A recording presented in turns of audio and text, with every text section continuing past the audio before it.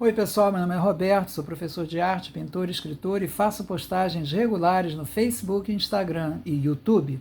Continuando o programa sobre o significado da arte folclórica chinesa, vemos nessa estampa a fênix, um animal mitológico que representa a felicidade conjugal e que foi provavelmente inspirada na figura da galinha, um animal que não é nativo da China. Como foi mencionado, o folclore chinês mantém viva uma cultura singular, muito influenciada pela história da elite chinesa em sucessivas dinastias de imperadores. Um exemplo da força da tradição artística chinesa são essas imagens de um vaso de mais de 2000 anos do período dos estados combatentes da dinastia Shu. O uso de elementos geométricos dentro das figuras é um aspecto muito antigo da arte chinesa, que se mantém nas representações folclóricas, como vemos nesse exemplo num recorte de papel da província Shanxi do Norte. A semelhança de estilo entre esses dois trabalhos é óbvia. Os mais antigos exemplos de trabalhos em papel cortado remontam ao século V e foram encontrados na região de Turfan. Eles são redondos, como as formas das moedas que eu mencionei em outro programa, e se parecem muito com o estilo do papel moeda da região de Guangdong, que é queimado em funerais e na adoração de deuses para carregar a essência do dinheiro aos espíritos e agradá-los, para que eles ajudem os chineses vivos a terem uma boa vida agora e que ajudem os chineses que faleceram a terem uma boa vida no além.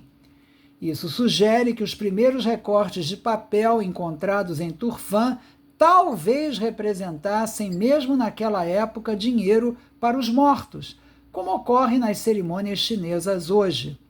Antes da dinastia Tang, geralmente se usava dinheiro de verdade em túmulos, mas os roubos levaram os chineses a gradualmente aceitarem a necessidade de se usar dinheiro de mentira, o que se tornou uma prática a partir da dinastia Sung. O papel moeda criado pelo povo hoje é feito geralmente de xilogravura, num papel amarelado, produzido domesticamente, e ele tem várias formas.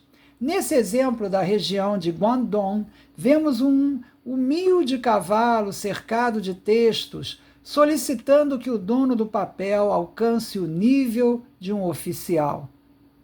Os chineses usam pilhas de papel que salpicam de cores, sendo umedecidas com água e vinho para absorver e mesclar as cores, num método inventado pelo menino Wang Laochon no final do século XIX.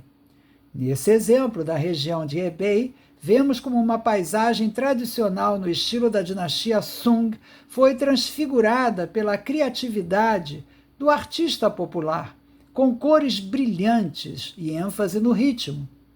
Aliás, as estilogravuras são bem antigas na China. O estilo das gravuras em pedra da dinastia Han apresenta semelhanças com o das estilogravuras atuais, e foi nesse período que se inventou o papel. O mais antigo exemplo de estilogravura que sobreviveu ao tempo é do século IX de nossa era. Com a prosperidade do período Sung, a estilogravura se tornou mais acessível aos pobres. Nessa ocasião, o imperador ordenou que fosse impresso o retrato de um erudito que se suicidou porque sua feiura o tinha impedido de se casar com a filha do imperador. A razão de sua imagem, da imagem desse erudito, ser reproduzida foi porque outro imperador sonhou que o feio erudito podia espantar demônios. Ou seja, nesse período começou a impressão em massa de imagens de espíritos protetores. Cada espírito ou deus representa um personagem histórico falecido ou lendário em torno do qual se iniciou um culto. Em cerimônias religiosas, a imagem do deus é colocada dentro ou atrás de um pequeno altar, Nesse exemplo da província de Jiangsu, vemos o personagem Zhong Kuei e seu tigre, que espantam maus espíritos das casas aonde se penduram suas imagens. Outro exemplo de arte folclórica chinesa são os bonecos do teatro de sombras. Eles se relacionam muito aos trabalhos em papel cortado. Na dinastia Tang se colocava figuras de papel cortado em lanternas. Na dinastia Song começaram a ser feitas figuras em papel iluminadas por luz vindo de trás delas. Essa prática parece ter se originado de imagens em lanternas, usadas por monges budistas recitando textos sagrados. Mas o teatro de sombras chinês é tradicionalmente secular, apesar de contar histórias relacionadas a espíritos e de existir o costume de se convidar teatros de sombras para funerais, o que sugere que, nesses casos específicos, existe uma relação entre a criação de bonecos e a alma dos falecidos. Seja como for, com o tempo, passaram a se usar outros materiais além do papel para fazer os bonecos, como por exemplo couro. Os bonecos evocam uma animação mágica, como se fosse um cinema. Um exemplo é essa figura que vemos na tela. Acima vemos um lado da figura que representa uma mulher atraente. Abaixo, virando a figura ao contrário, vemos um demônio. Por manipular habilmente imagens assim, o apresentador pode facilmente criar ilusões de transformações que não existem nas apresentações de ópera chinesa. Ademais, o retrato de sombras apresenta figuras muito variadas. E, além disso, o teatro das sombras apresenta até mesmo cenários deslumbrantes, como esse da província Tianqi. Durante a dinastia Ming, mulheres deixaram de participar no teatro de sombras, sendo confinadas ao lar.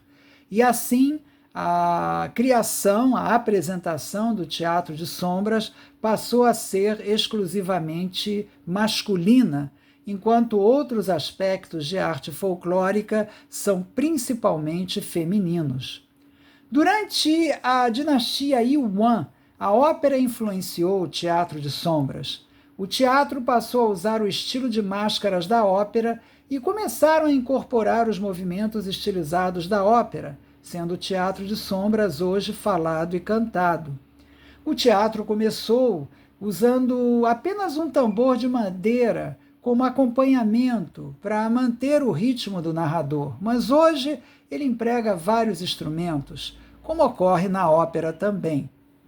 Na imagem, vemos exemplos de demônios, que são personagens do teatro de sombras da província Shanxi. As diferentes técnicas de cortar ilustram a grande variedade de efeitos que se pode obter na produção de bonecos, de acordo com o tema e a criatividade do artista. No próximo programa eu vou enfocar os bordados chineses. Eu espero que vocês tenham gostado. Informações sobre os livros de arte que eu publiquei estão na descrição desse vídeo abaixo. Inclusive, um deles apresenta um link grátis com obras que eu criei. Muito obrigado pela atenção, muita paz para vocês. Até a próxima.